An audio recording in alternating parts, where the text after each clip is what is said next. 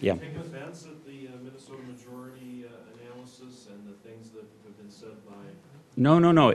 It was very interesting for me to realize that when I was a kid, people didn't have to put in their date of birth.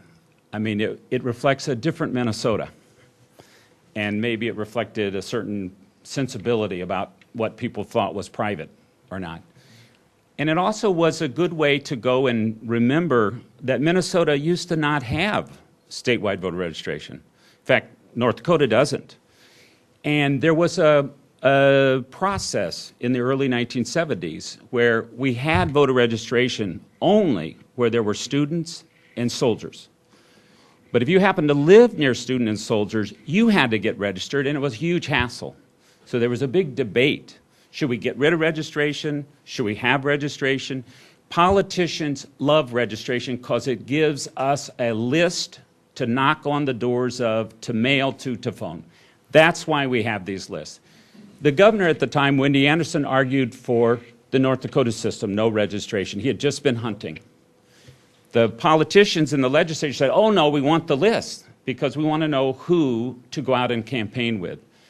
The compromise, which I think is a very important innovation for the entire nation's democracy, was statewide voter registration, so it was no longer discriminatory, but election day registration, so the registration system did not become the kind of barrier to voting that has occurred in other states.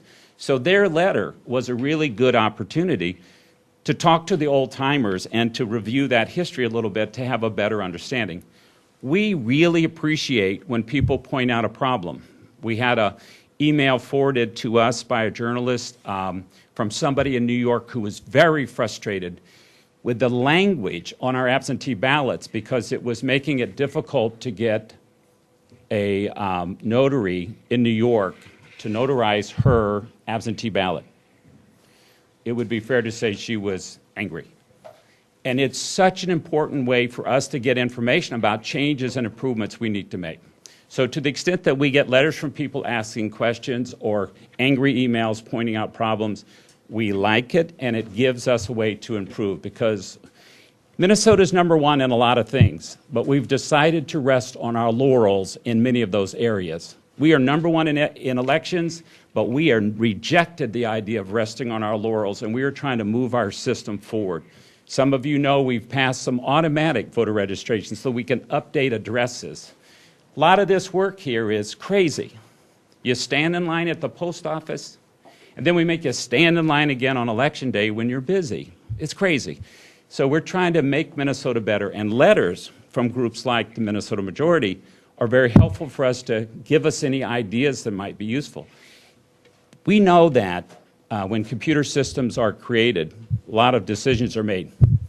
The 2000 question, when we turned the millennium, was a reminder that computer systems are made by humans, and so they're subjected to the kind of human problem. So when they inserted 1900 as the date, and actually some of them actually inserted 1850 or 1858, that has created a kind of a anomaly in the system.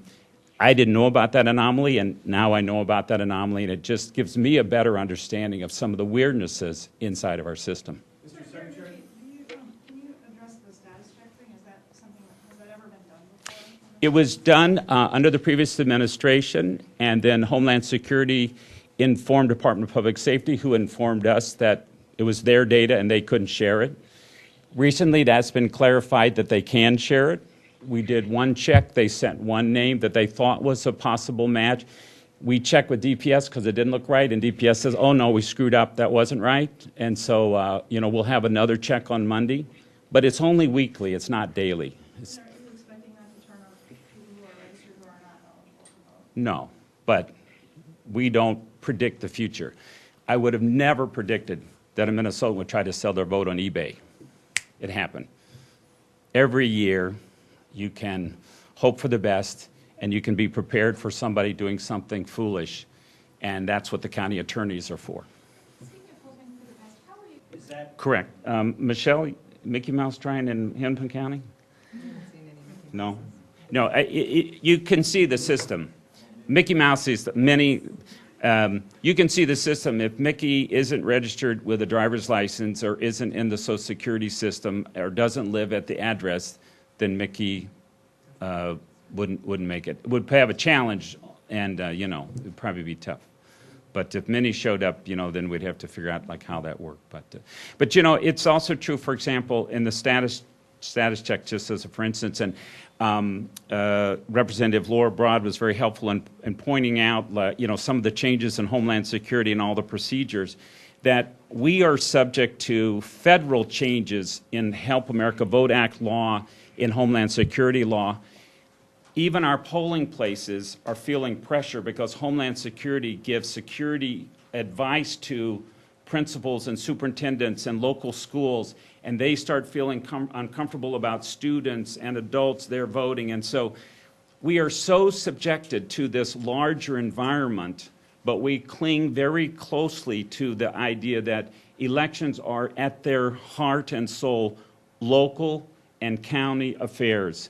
Townships are very clear about how they want their elections run and how they want to do it. Towns and counties, states. So while we have as our basic principle that how Mickey Mouse should be handled by Hennepin County is up to them, we have all the same values, which is making sure that everyone who's eligible to vote is in the system and able to vote and is welcomed, and everyone who's not able to vote, not eligible to vote, Mickey or whomever, is kept out of the system. And so that larger environment, the Help America Vote Act and the Homeland Security and all of that, is something we all have to stay aware of, but we're mostly focused on the integrity of our elections, and we, of course, have always the safety net of our Election Day registration.